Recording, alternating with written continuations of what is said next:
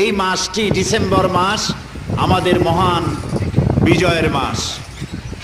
শুরুতেই দোয়া করে নেই এই বাংলাদেশের স্বাধীনতার জন্যে 9 মাস যুদ্ধ করে যেসব বীর মুক্তিযোদ্ধা শাহাদাত বরণ করেছেন, আল্লাহ রাব্বুল আলামিন তাদেরকে সকলকে মাফ করে দিন।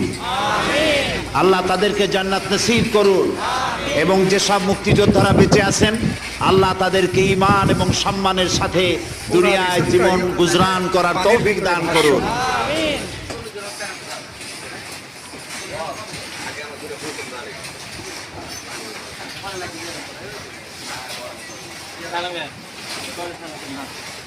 লাগবে না।